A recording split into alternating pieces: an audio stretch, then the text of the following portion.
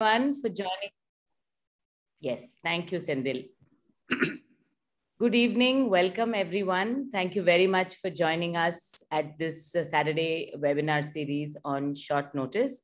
I wanted to take this opportunity to share with you the idea that today is the first day of Daan Utsav, the week-long festival that commences every year with the birth anniversary of Mahatma Gandhi, in which the idea is just to experience the joy of giving. There is no one to tell you what to give, how much to give. Anything that you want to do, an act of charity, an act of kindness, anything that motivates you to maybe go out and share your good fortune with those less privileged. It hopefully eventually becomes a year-long habit, but today is a good day to just think about that and share and spread some happiness. So on that occasion, I took the liberty of inviting to this panel a handful of IITians who have traveled the road less traveled, as I call it, very cliched, but I think that it sums up what I want to showcase here. And we did share with each one of you the bios, and each one of them is an incredible achiever. So I don't want to actually take up our airtime in reading out their bios. I'll just very quickly, 2 lines I'll tell you, and then I'll request each one of them to share with us, to start with maybe 4 or 5 minutes of what about their work motivates them, warms their heart, tells them that, yes, this is what I set out to do, and this is what I want to be doing, and I want to be sharing with more people. I'll ask our youngest, most recent graduate. I'll request Devanshu to kick off the proceedings, please. Devanshu graduated from IIT Madras in 2019, but he had started on his journey of giving back, of social impact, even while he was at IIT. He started Involve Education. I'm going to let Devanshu tell you the story of Involve, but Devanshu also has many other achievements to his credit. He's devised, tell me, Devanshu, it's a device that is supposed to eliminate manual scanning, right? It's a machine, it's a robotic machine. It's a machine, and for which you got the Young Scientist Award. Yeah, from the Prime Minister, yeah. Yes. So let's start with that, Devanshu. Over to you. Thank you so much. So I think particularly like in my journey about how it got started, there was no really thought to it. It was just that was very fortunate to, a lot of things have happened by chance. I was not supposed to come to IIT Madras, missed IIT Kanpur by 1 mark, and so 60 rank, and thus had to come to sort of Madras, 40 hours away from my hometown in Bihar. At that time, we didn't take flights, so that was a long journey. And the good thing was that in the first year, I was very interested in teaching. Since I think 10th grade, I have been teaching people. So there was this opportunity of Avanti Fellows in our college. And I think that was really the setting stone of how my whole journey has been. Because in my first year, I was just a mentor, mentoring 2 kids there. And in the second year, I was made a manager of a class of 11th grade, where we were essentially we had like about 25 mentors, first and second grade students from IIT Madras, who would go on a weekend and mentor these kids. But during my managerial time, I think that time an unfortunate event, but right now a fortunate event was that the internet through which they would actually learn and prepare for IIT, that went off for 3 months. And being a young kid at that point that I was, I immediately wrote a mail to the higher management saying that how can you not solve this issue, because kids are struggling. And I realized that the problem was actually local problem, so they couldn't do a lot of things. And I was like, aisa to nahi chalega. So then I realized that I didn't have a lot to do with the administration. So I got the whole team together and I said to them, guys, we generally go there on the weekend just to mentor people. But this time is difficult. They don't have any teaching lessons. So we'll be taking 3-hour classes as well. So make sure that over the week you prepare for the 3-hour class, go and teach the kids. And then I also told the 12th graders to clear the doubts of the 11th graders so that they don't struggle. And after 3 months when the internet came back, what we realized was, even though these were not professional teachers, they still did not lag behind a lot. They were able to manage from the 4th month onward. And I was like, wow, that felt like a very big achievement. So, and that time I was discussing, and then we realized that if that's a possibility that we are able to teach these kids and clear their doubts, and we can create this culture of learning together, we are not dependent on anybody else. Wouldn't it be beautiful if we could do this for the schools as well? So that was just a thought at that point in time. And then we thought about like doing something about it. The good result that came out was that during that year, all the 24 students cleared JEE mains. And that was one of the biggest achievement at that point in time. So we felt really proud of it. So we just by chance, wanted to do something. And then the end of the second year, I was like, I don't want to do an internship. Let me try to do this project and see whether it works or not. So from the same Avanti team, I pitched this idea to my team members and said, do you guys want to join? And a couple of folks joined. And then we executed a pilot in 2016 in summer in one of the schools in Delhi. And that was my first taste of entrepreneurship. Very honestly, wasn't looking to do any social impact. At that time, we didn't even know what social impact was, because we were just trying to, even for Avanti, we were trying to teach kids. And the sort of, the incentive for us was that we would get to go to Pondicherry every weekend. So that was really the thing that was happening at that point in time.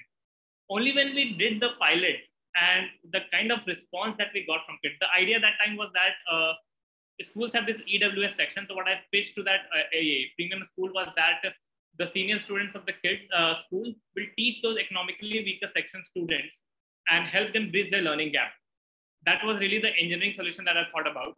But what we realized after the pilot was that the young kids who were teaching, they had grown so much in that 2 months of program that their parents had come in and said, like, what have you done to these guys? Like, they are now one of the kids would actually, though they were like very good in studies, they were actually bullying some of the junior kids, because that's how it happens. Like, they are like sort of flashy and that's fine. But they had become so humble after the program. The kids who would not really respect the teacher. We have seen those like 9th and 10th grade kids who feel like that I know everything. So they would like always interrupt the classrooms. And they had like become very humble to like sort of talk to the teachers and then sit in the classroom.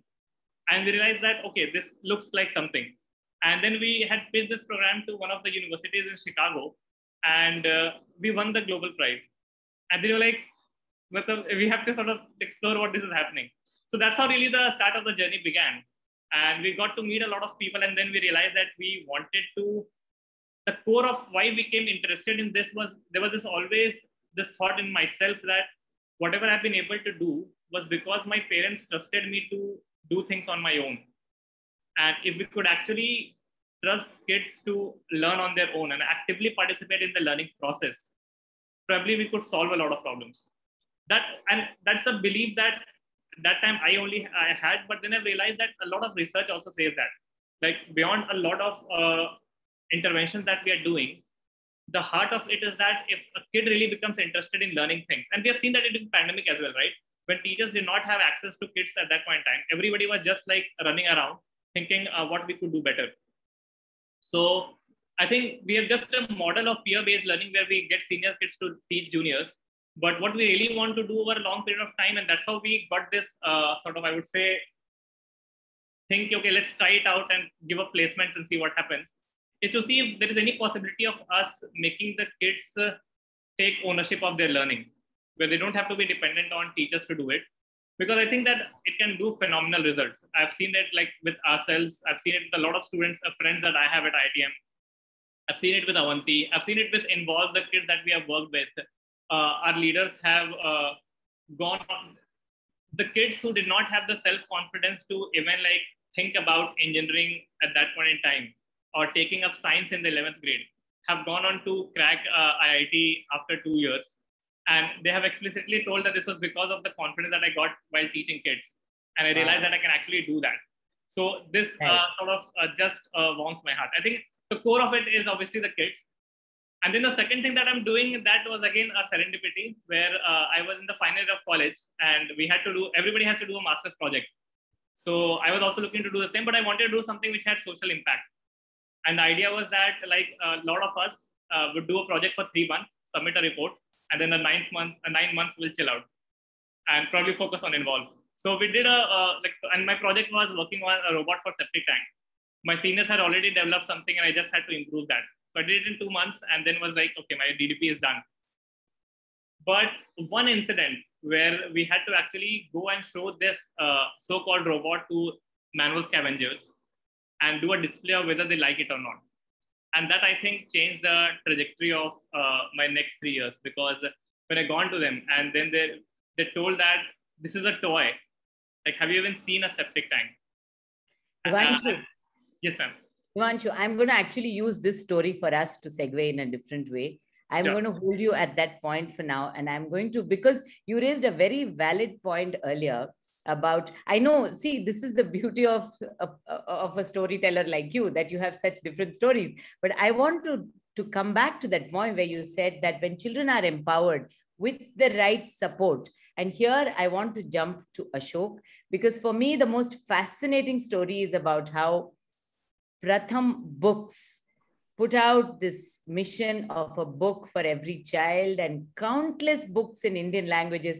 I want to hear it from you, Ashok, the mission and the story of Pratham Books. Okay, so I think the story goes back to 2004. Actually, January 1, 2004. Three of us, Rohini, Nilekini, Rekha Menon, whom you all know, and myself, somewhat with a hangover, it was January 1st, we registered Pratham Books as a trust at the registrar's office. Believe it or not, the registrar's office was open. We registered it. And the first 17 books that we published was actually already in print at Pratham, mainly written by people like Madhav and Rukmini and the others. What we did was we made it available in multiple languages, and we figured out cheaper ways of printing it in volume. So that's where we started to do that, and that started building up, and ramping up. Every quarter we would have books and so on and so forth. But perhaps the most fascinating story is what we did in Bihar in 2008.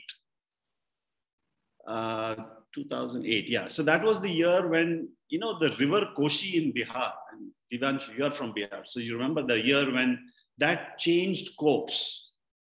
And we were told 10,000 schools were washed away. 10,000 schools, not, it was schools, like, imagine 10,000 schools being kind of displaced. And they had, so they were trying to get some energy back into the, education system. And they said, let's make sure that we are able to get books in every school, right? And so they talked to several, book publishers. We were one of the chosen ones.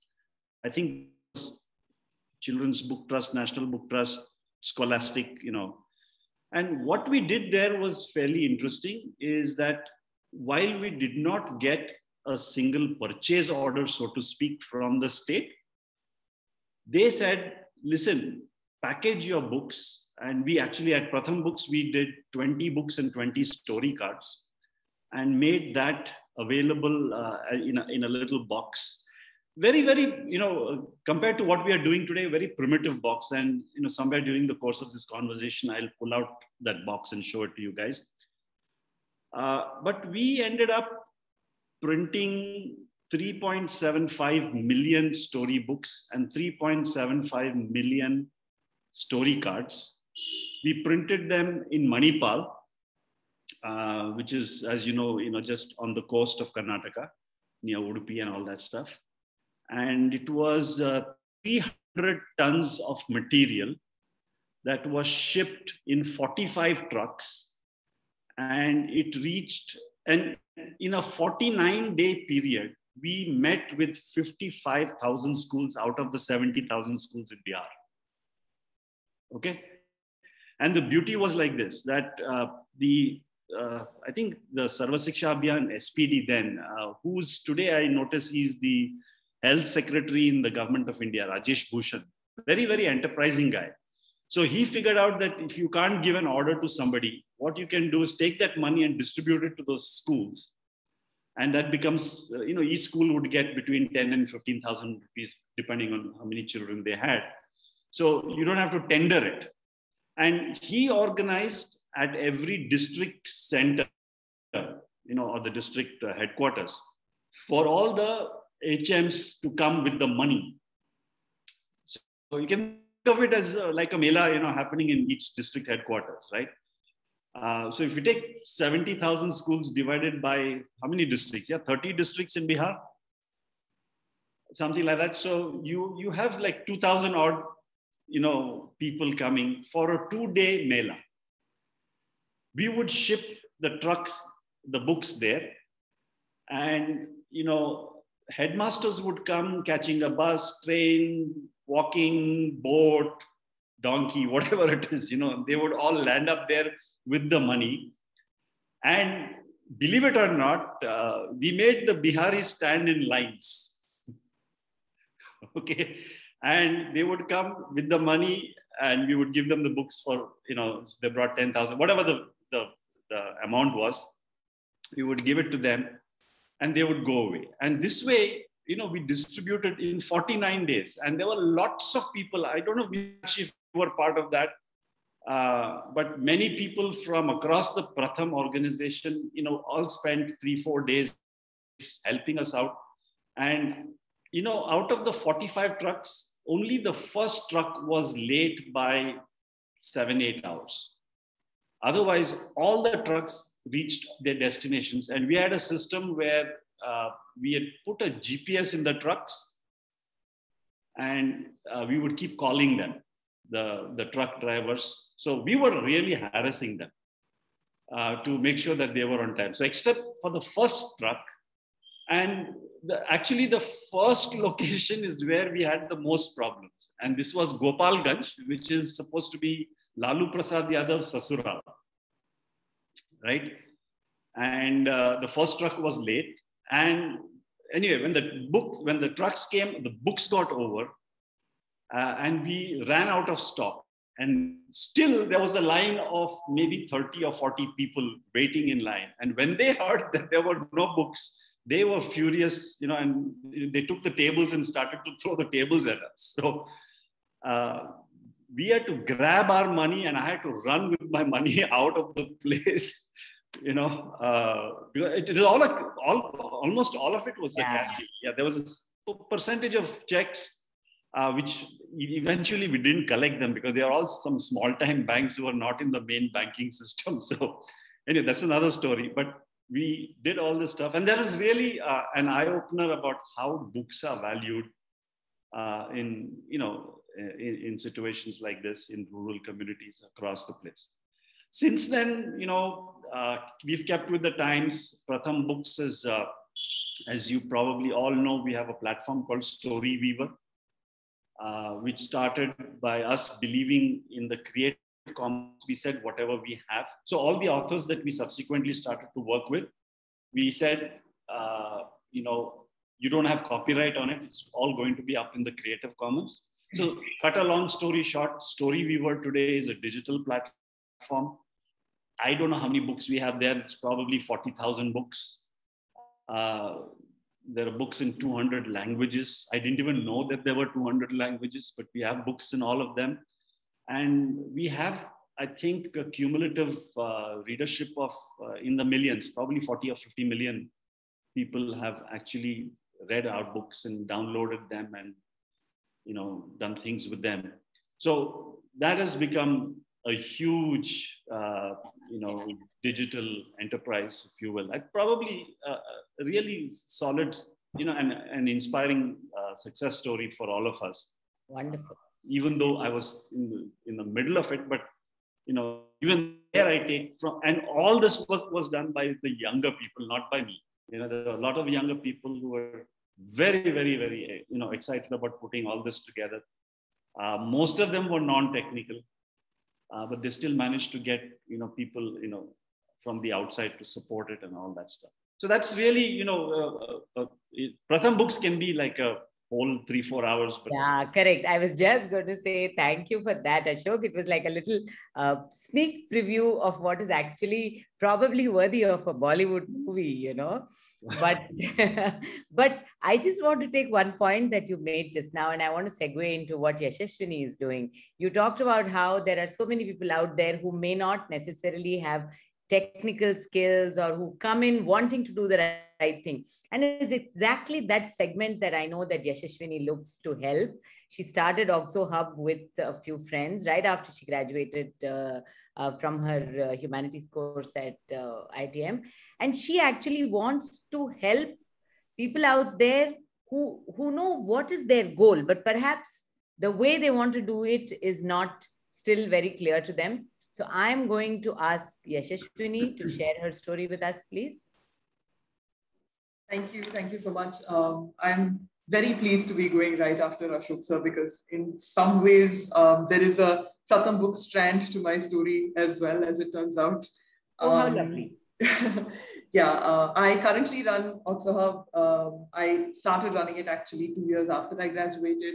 And in the interim, I was teaching. So a little ode to Devanshu's story of teachers and classrooms as well. To tell my story is actually a story of stories at a very meta level. I am one of those people from a non-technical background from IITM. I graduated from the humanities department with a master's in development studies. And I think through that time, there was the itch to do right by the education and see what this development that we were studying in the classroom truly was about, if there is such a thing at all.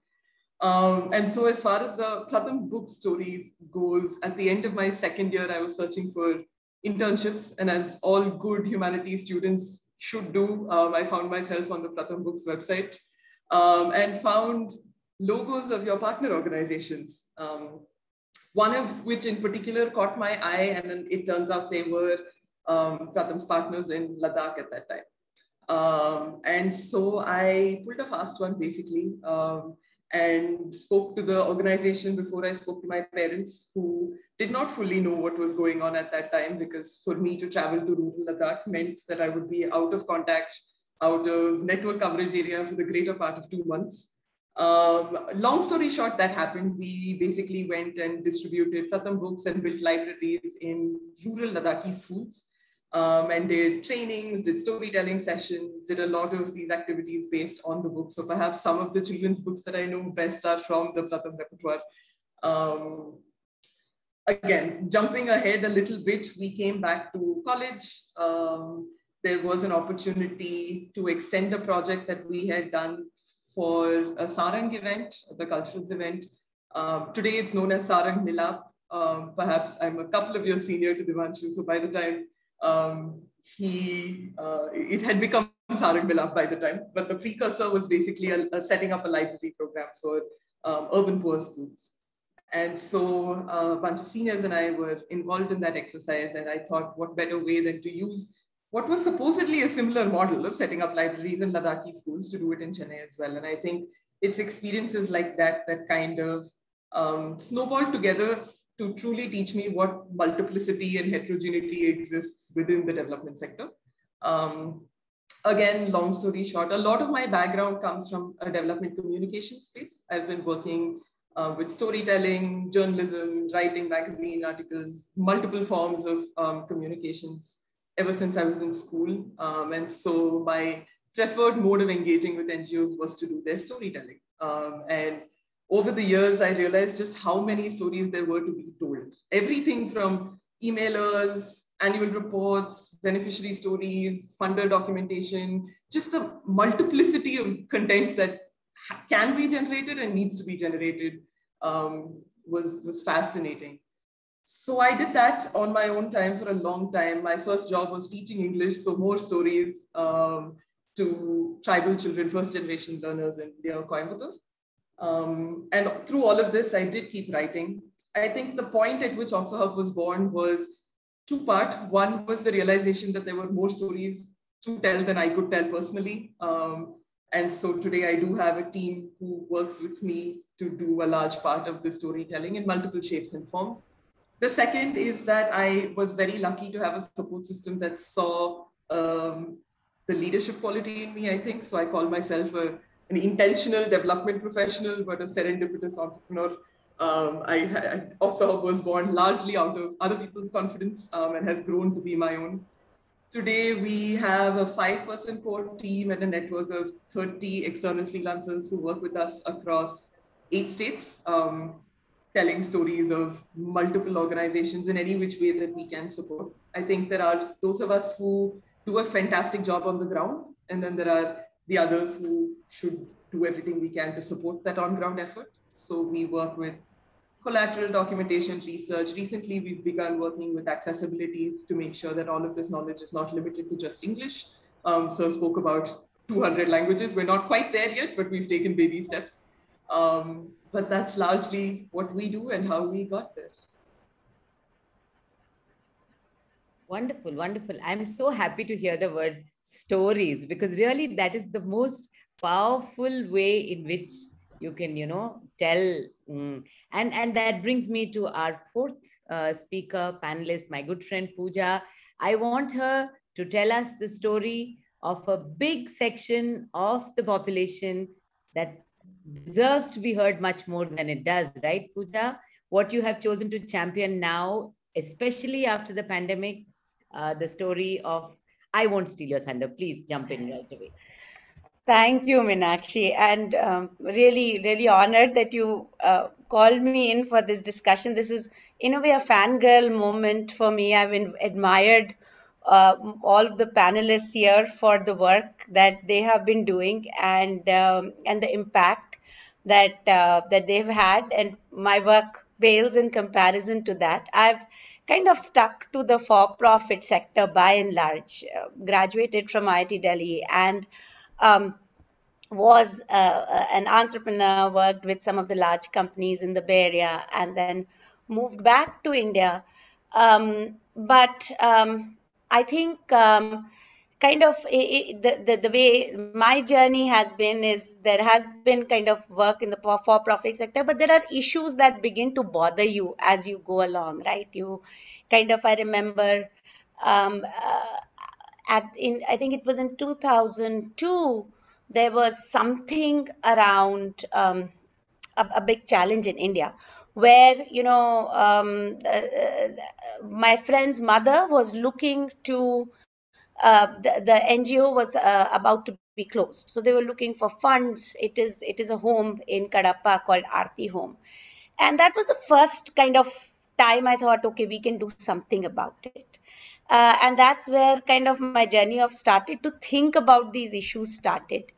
When we moved back to India, I was with Adobe at that time, but then I decided to quit and start IntelliThoughts, and it was in early years education, because I'd been reading a lot about the neuroscience of learning and cognitive learning. How do children learn? And one of the things that struck me was that the first 3 to 6 years are foundational in the years, but as a society we just don't pay much attention to it.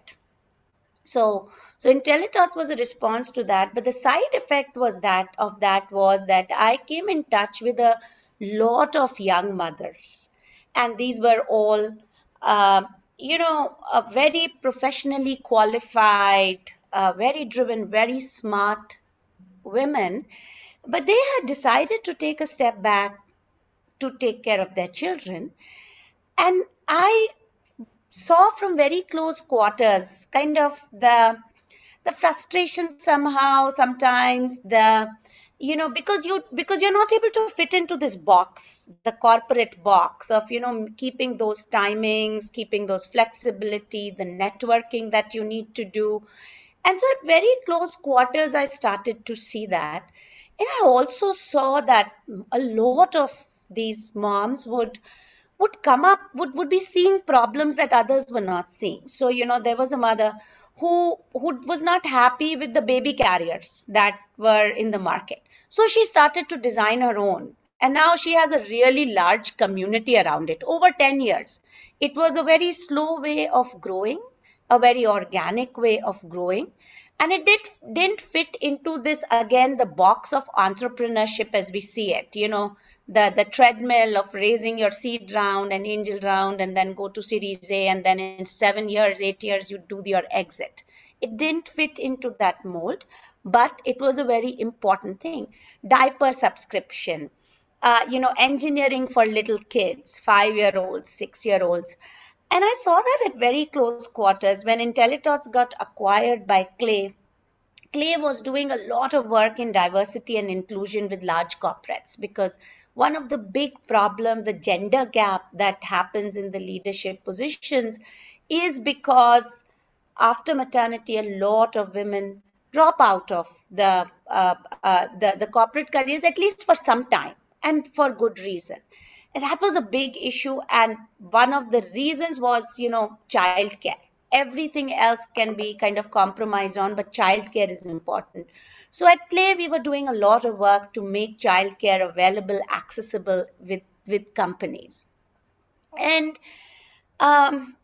so over a period of time, this kind of issue of just even understanding the problem, why does this problem exist? Because, we all know that diversity brings out the best, it leads to good results, but we've not been able to do anything about it despite all the talk.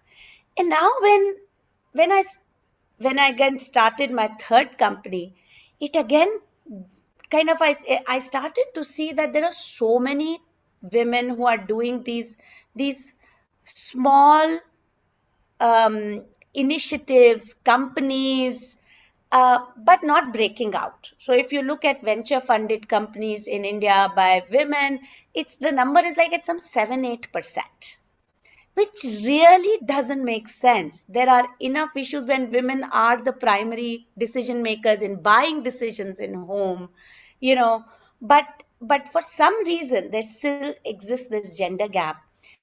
And pandemic, I think, really amplified it and made it worse for women entrepreneurs at some level.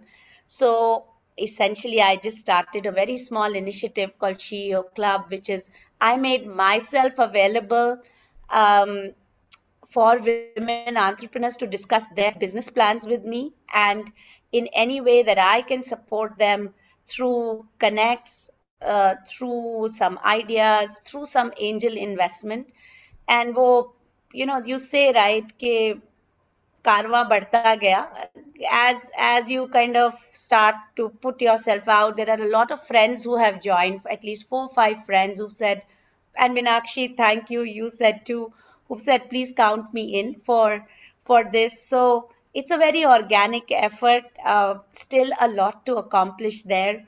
But it is a very, I think if we talk about India being a $5 trillion economy, we can't do that with 45-50% of the population, very, very talented population, just not contributing to it. So I in a very small way, I'm just making my time and available to other women entrepreneurs to support them in their journey.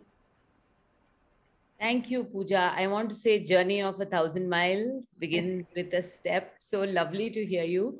I'm going to now hand over to Balaji, because Balaji, again, for this evening, we decided we'll be partners in crime. We'll ask each other to be sort of back each other up, and we'll see how we can bring out the stories that all of you have to share. So Balaji, I'm going to hand over to you.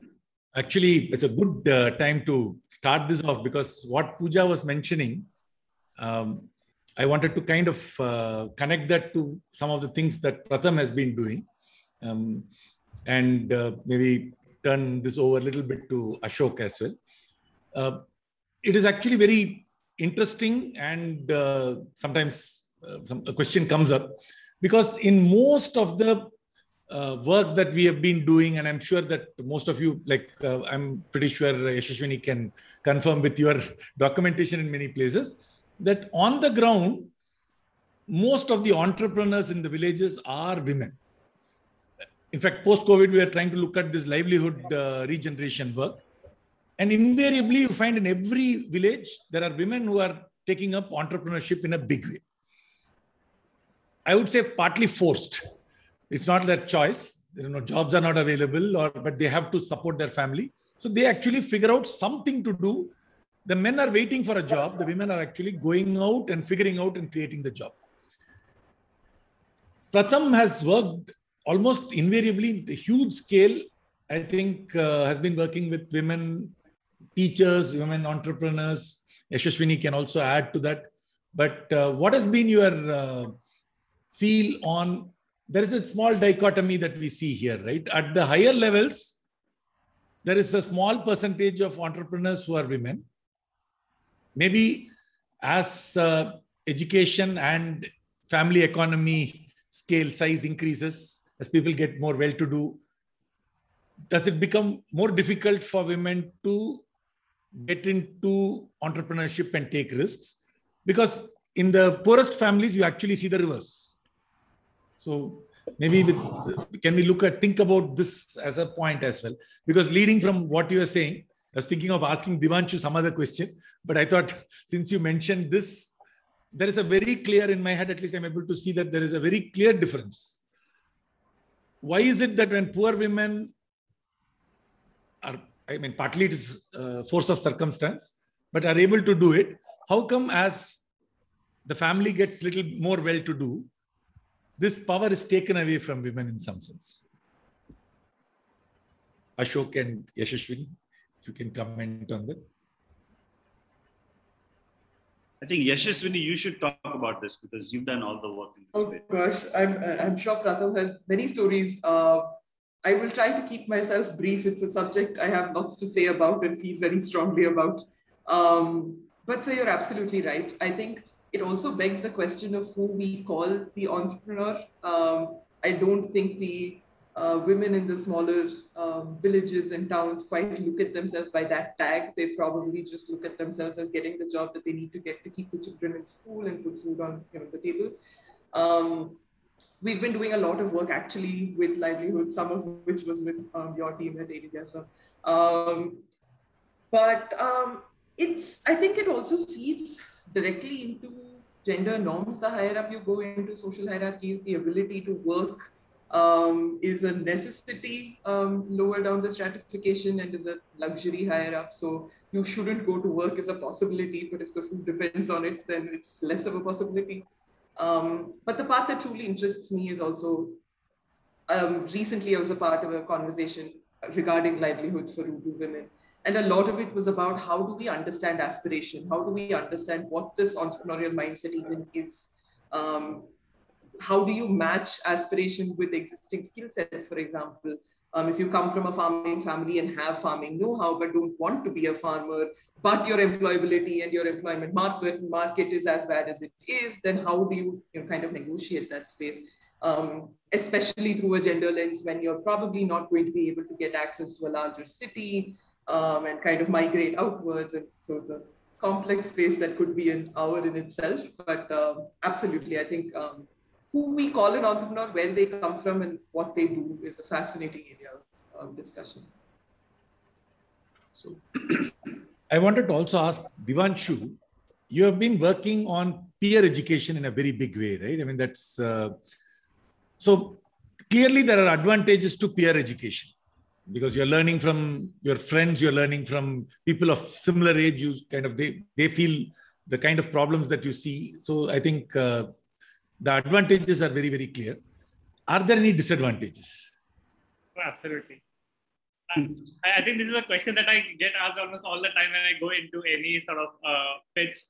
And I think there is definitely sort of a disadvantage to it that if, let's say, the student doesn't know things himself or herself, they would not be able to give it to their peers, right? But so the way we are trying to see is that you do not have to just leave them open-ended. Or what we are trying to see is how, from a teaching point of view, teachers can take up a facilitation role at majority of the time and let students bring out the solutions on their own. Because the focus is not to say that peer teaching or peer learning is the solution to all the problems that we're facing, but rather to say that why are we not treating students as active participants in the learning process? Like even like one of the thing was that when we talked about coming back to school and all of those discussions, I don't think we asked the students, what did you feel a challenge about? So that is really the place where we are coming from. One of the key disadvantages that we have seen in peer-based learning is what we talk about as transfer of wrong knowledge. So what sort of we maintain at Involve is that the content and the answers are given to the students. What we tell to them is you are independent on how you want to teach them. What to teach is quite sort of facilitated from our side, because otherwise we realize that students can go off grid and like, so that's where I'm coming from. The facilitation is a very important key that we need to work on. Otherwise, it will just become a sort of a space where they're just like doing anything but or not learning in the sense that we want them to do. So that is one key thing. That, and another thing is also that it comes as a question of whether we want students to give time for somebody else or not. Because in an immediate quid pro quo sense, the senior student is not getting anything out of it. So in that, if you look at that as a disadvantage, then that could be a disadvantage for students as well. No, there was also one thing that at least I felt in a situation like this is often when you look at two children, they are sometimes in a competitive mode. So then a child who needs to have somebody building their confidence cannot get into a very competitive situation with the teacher. Often the teacher needs to play that role of being actually a mentor and not actually in some sense arguing with them about it. But absolutely. I think this is where again the setting of expectations would come in, that we are making it very clear to them that you are playing a support role and building the ecosystem rather than you being the sort of hero of the story yourself. Like that's, I think, really the soft thing that we have to work on. So even when we go to the schools, we make it very clear that we are not taking the success away from the teachers. Because, and there's something that we did as a mistake, right? We said that, oh, students are the ones making a difference and we will highlight that and all that. So this has its own sort of consequences, and you have to be very sure that it doesn't happen, right? What we have to ensure is that both of them are working at equal levels where they're getting the guidance from the teachers on how to navigate this space, rather than them being the hero of the story and saying, okay, now I'm responsible for this and I will do what I want, and then teacher doesn't have a role. In that way, it will become competitive. And that is absolutely a disadvantage of this model, yes. I think that you put that point very beautifully across. So there is one question I wanted to ask Ashok. I mean, every time I meet you, the scale at which you kind of present the idea, sometimes even before it, when at the conceptualization. I remember when I first met you, you're talking about mapping every single school, right? Meenakshi, we remember that. Yes. For a while, there was this, every nook and corner digitally mapped. I think this was way before all of these things had happened. Exactly. And we didn't have that at any other Pratham. And we were like, oh my God, we have to be really worried about these guys at Akshara.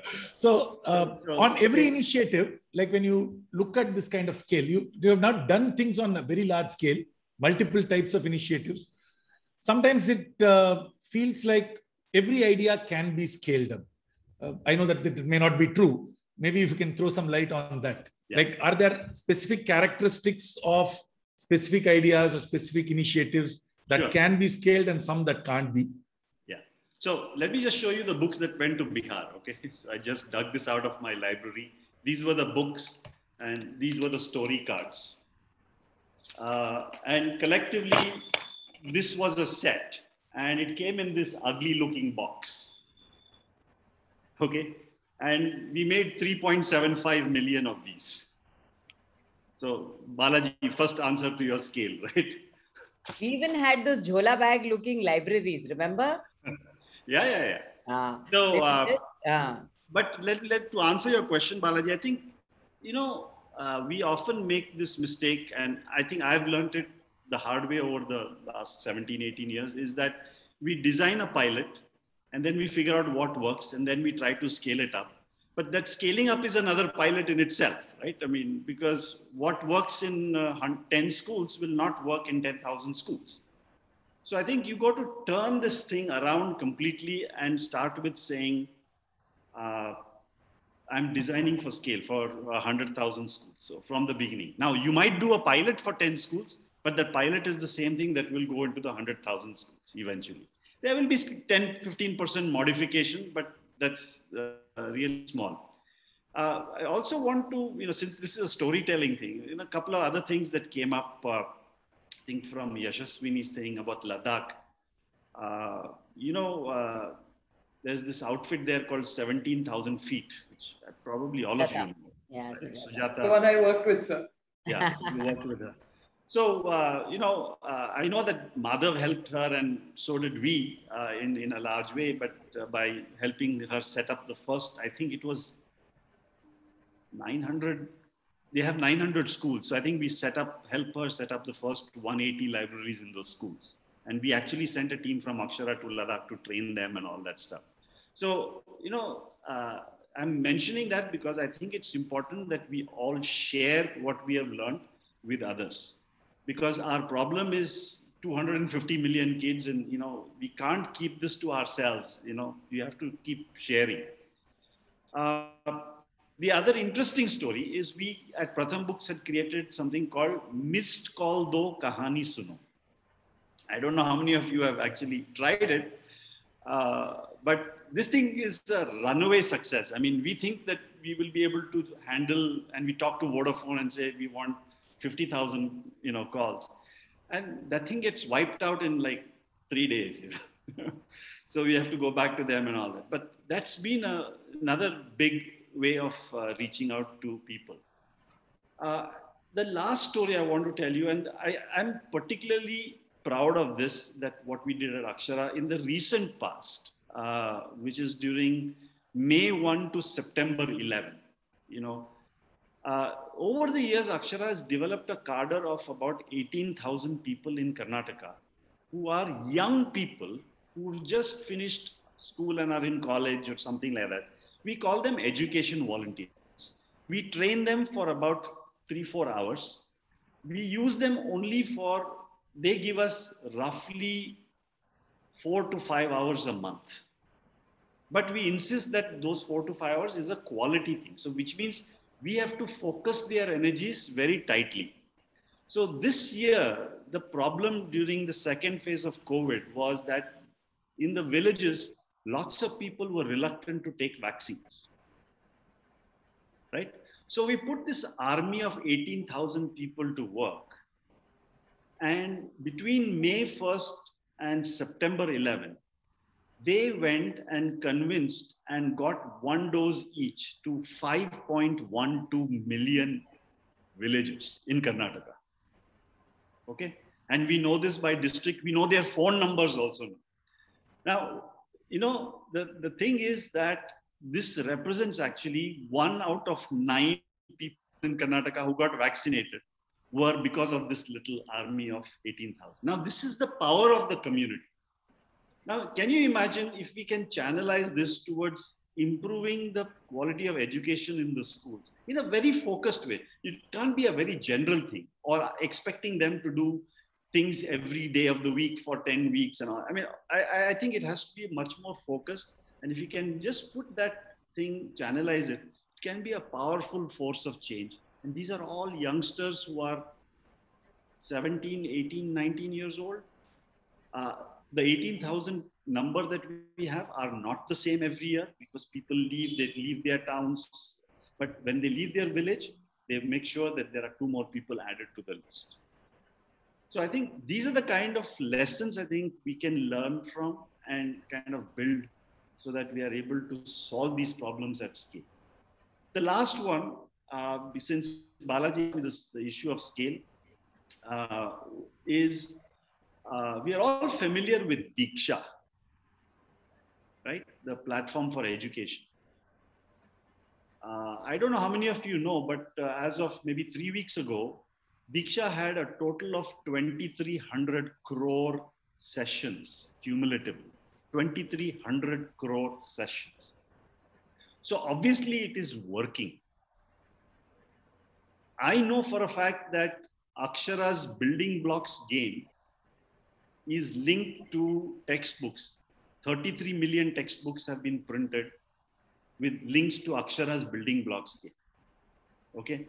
And I'm sure the number for Pratham is probably 10 times as much. So I think it's all, the scale is there. If and Diksha, in my opinion, is still work in progress, meaning it's not that it's glitch. it's out there, people are using it, but there are glitches and they're fixing it, So going back, Balaji, I think it's you design for scale. You don't do a pilot. You don't do a pilot and then modify it. You design for scale. So you think ahead. But this is the lesson that you learn, after being beaten the hard way along the journey. Meenakshi, and you mentioned about the technology that we used in 2006. All you youngsters will not know it. There was a product called a Palm Pilot. I worked there, Ashok. The Palm is and I'll talk about an incident from there. Yeah. So, when we did the reading program in Bangalore, we used 70 odd Palm Pilots. Believe me, this was 2006, to collect data. And every evening they would take it, and there was no Wi-Fi and there was no cellular thing. You have to come, well, there was cellular, but it was only for voice, So you had to bring the Palm Pilot to an office that had a PC, and you use a cable and you imported it into Excel and you started to work on it. And that's how we tested the reading program across 1,425 schools in Bangalore with 70,000 children, which then the state government took it to 45,000 schools in the state. So, these are the kind of interesting things that one actually, builds up around. It's very interesting one. So in fact, Tamil Nadu government now is proposing that they should kind of work with networks of volunteers, and they want to mobilize 2.2 lakh volunteers to look at learning loss. So they've launched a large scale initiative. I think, suppose today they all had a oath taking at every panchayat. They passed a resolution in every panchayat. So as October 2nd, they have the Gram Sabhas. So that time they did that. So very interesting stuff there. So I wanted to ask both Yashaswini as well as Devanshu. See, we are talking about scale, we're talking about the issues. Of course, they are very critical. But day-to-day survival managing is equally critical. As leaders of organizations, now you are not just responsible for yourself, but you're also now responsible for teams of people who are mobilizing. And as organizations that have just built up and are still growing, and particularly for you, Yashaswini, you are in a non-profit sector with a for-profit company, right? It must be, foundations will have questions. So how do you manage that? How do you kind of go through a situation where you have to manage budgets, manage operations, manage expectations, all of that? It's a fantastic question that I wish people ask me more often, so thank you. But yes, it's a confusing place to be. We are a registered for-profit that works. 80% of our client base is non-profit. The reason we registered as for-profit was a very, very straightforward moral decision. We do some of our work in the CSR space. I see a question in the chat box about what those people in corporate sectors can do. So I will preemptively answer that. Some of our work is trying to work with corporate organizations to see how we can facilitate impactful CSR spending and kind of take off the burden of monitoring, verifying, reporting, documenting, et cetera, that traditionally stops organizations from kind of digging out the smallest. We did not want to compete with our clients, our beneficiary organizations, our community for the very same CSR funding that we would have should we have registered as a non-profit. That was the simple reason why we chose the for-profit route. The answer to how budgeting and team management looks like is the serendipitous entrepreneur part of my story. It is very much a work in progress. I loved what Pooja is doing, and it's very likely that I will reach out at some point of time.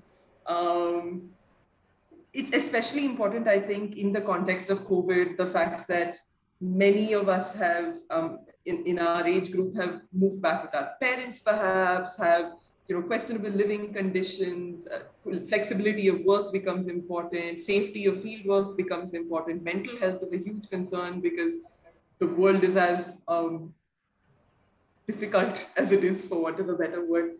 I think the only way we've been able to respond to that is to be inherently flexible. we put a lot of effort, if I can say so myself, into building long-lasting relationships with our clients. And so right now we have 60% of our clients coming back for more work from us, which means that at a point when 60% of my team was down with COVID, we were able to speak to clients and pick up the phone and say, can you give us deadline extensions, and so on and so forth. So I do think a lot of our success with these, business verticals has been the softer side of the business, relationship building, flexibility, inherent team management, and team culture building, because we're all now working online. I've hired people and lost people that I've never seen face to face before. We were a Chennai company with a large Chennai presence. Today, we are on paper registered in Chennai, and none of us are sitting in the city. So it's been a work in progress, but I think what has helped OxoHub grow through the pandemic, we did think we wouldn't survive because the kind of work we do is likely to be the first hit when funding isn't available for nonprofits. But I'm very, very proud of the fact that we have booked growth in the last 2 years. And I think that's in no small part because A, organizations are increasingly seeing the need for robust documentation, and B, we have spent many hours of our time in making sure that clients are happy, they like the work we do, 20 drafts if we so need to, and we are available within reasonable limits for most things. So, yeah. I think for that question, primarily, she answered about culture. I think that was the primary answer that I was going to give. But additionally, I think for us in the initial times, what helped, especially being a part of the non-profit sector, was that our mentors or the individual funders who were there, they realized that your salaries need to be funded. Because when we are coming in right after college, it's absolute so one of the things that we were clear with is that we were not really comparing ourselves with what kind of salaries we would have gotten had we taken up a corporate job, because that was an absolutely fertile discussion to do. And what we really wanted to do, think about was that what will be the base thing that I can get that will not let me worry about my finances on a day-to-day basis and still be able to contribute 100% of my mind space to work. And that's how I and Samyak, who were the both co-founders of Involve at that point in time, we said, okay, if we are able to manage this, we're going to quit our jobs and not take a placement and continue to run this. And the good part was that the mentors that we got in the beginning actually accepted that upfront. Sometimes it becomes a difficult conversation where we have to justify this a lot.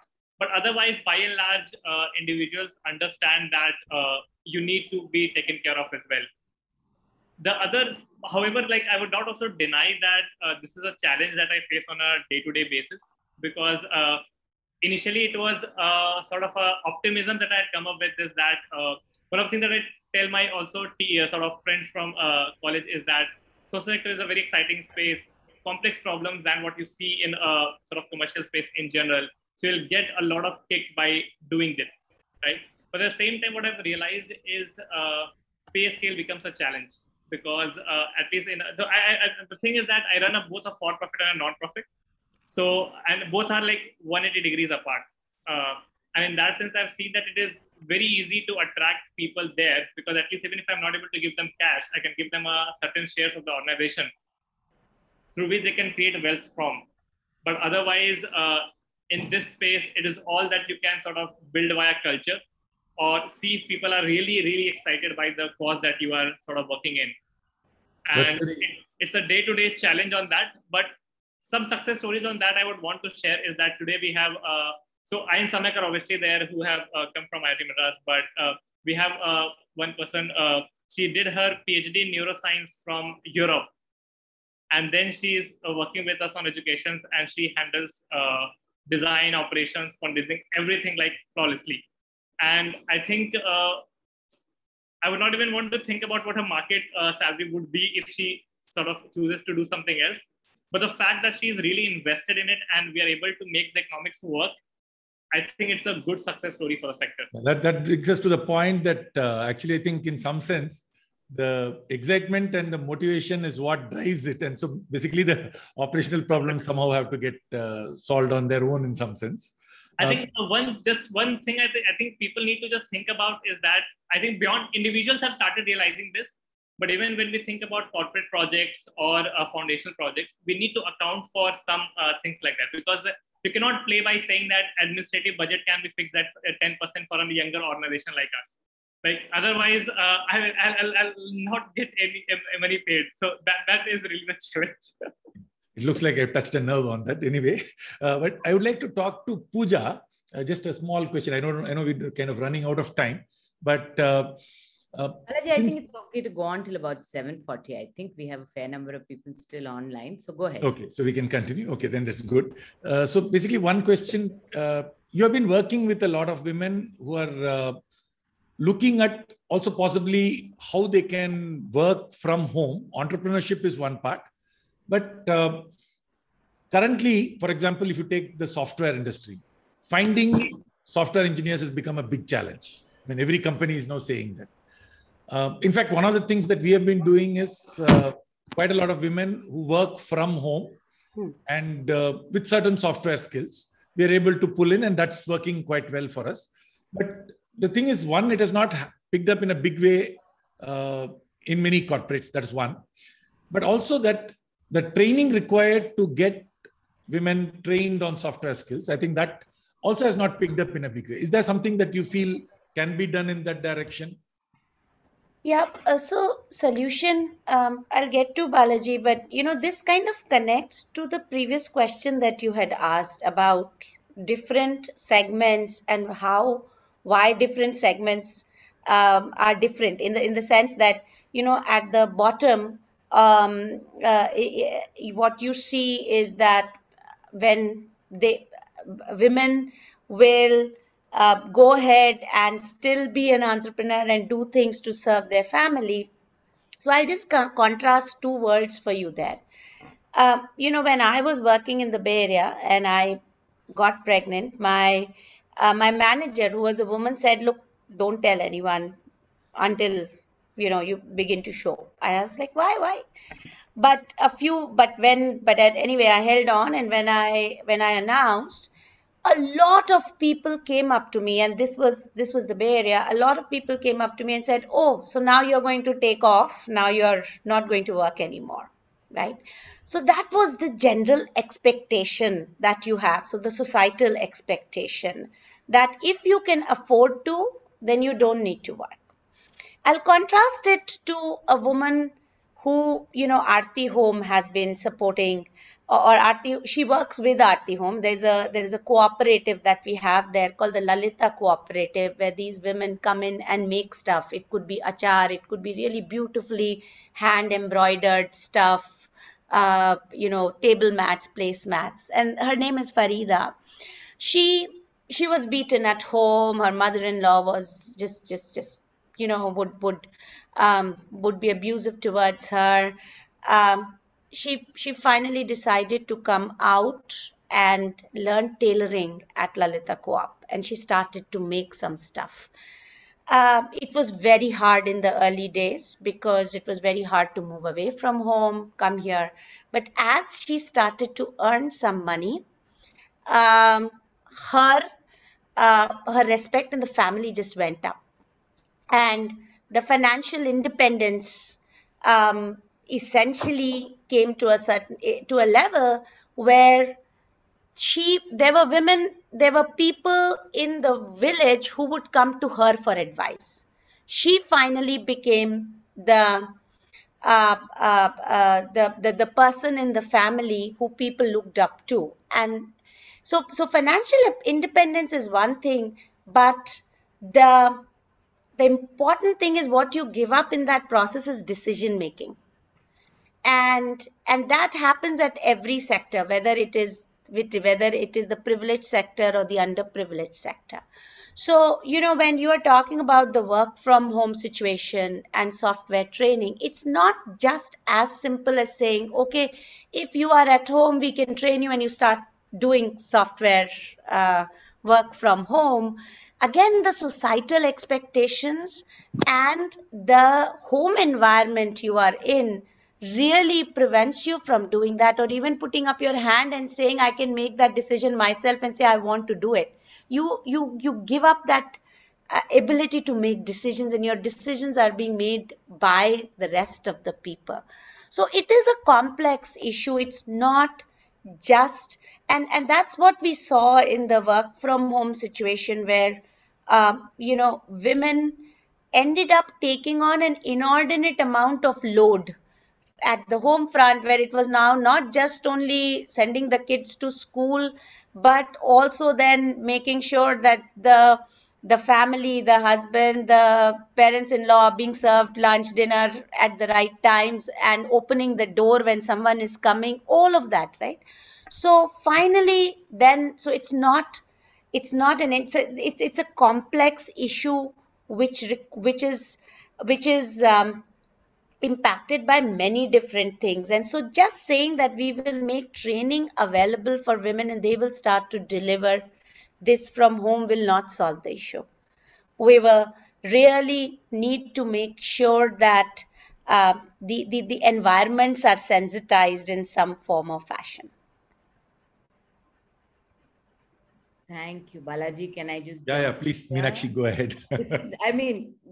You could let the six of us be here for hours and we would have so much to talk about. But then, it is a Saturday evening and I don't want to keep people much longer.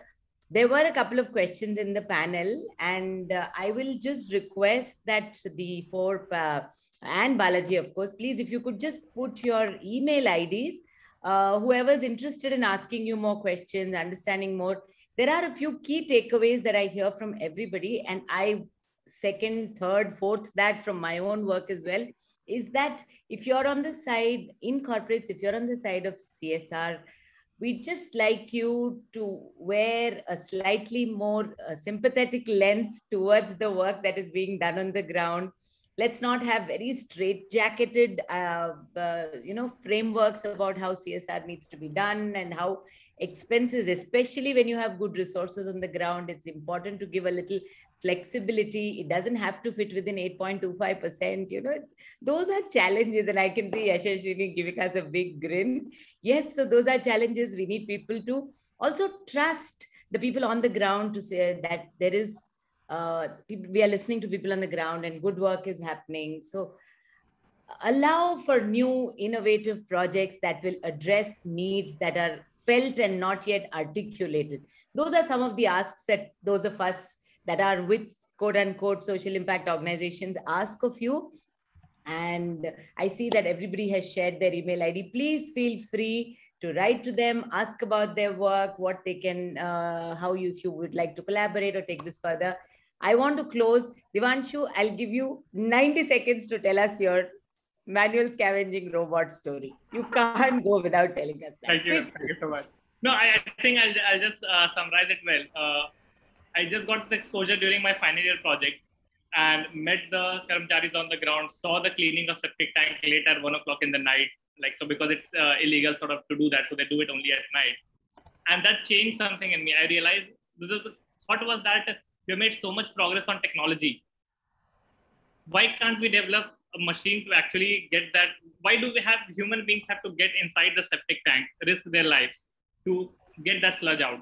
So after a lot of research and development and working on it, in 9 months, I was able to develop a prototype, which we now know that it is in the right direction, and develop a big machine, which was like 100 kgs. And so that was a prototype at that point in time in 2019. And now in I think 30 to 45 days time, we will be launching the first product in the market, which will be a homogenization and suction of human fecal sludge from septic tank without any manual intervention. And I think the first organization to ever develop a septic tank cleaning robot. We have a couple of companies who do it for sewer lines. Gen Robotics from Kerala is there. Ajanta Technology is there. But for septic tanks, which is a difficult problem because a septic tank could be as huge as a room, but the opening is only small, and the human fecal sludge is stagnant, so it gets pressurized over time. A lot of challenges on that side. So I'm really hoping that this would solve at least some of the problem, and we'll not have human beings going inside the septic tanks. Wonderful. That's really, really inspiring. I know, that is amazing. Amazing work. Yeah. Thank you, everyone. Wish you a wonderful Gandhi Jayanti. Wish you all a great Dan Utsav. Thank you for joining us this evening. I have goosebumps as we sign off. So thank you very much for all the work you do. I've been inspired by all you people, many people that, you know, Balaji and Ashok and Yashashwini and Devanshu and Pooja, all of you alluded to people that have inspired you. Ramesh and I have had the good fortune of meeting some of these people and seeing their work at close hands. It has been one of the greatest privileges of our life. Thank you very much for joining us this evening. Have a good evening. Bye-bye. Thank you so much. Bye. Thank you so much. Bye-bye. And thanks for organizing this, Meenakshi. And my pleasure. Ramesh came up with the name you told me, and really nice. Yes. So, really good. Thank you. Thank you so much. Thanks. Bye. Bye-bye.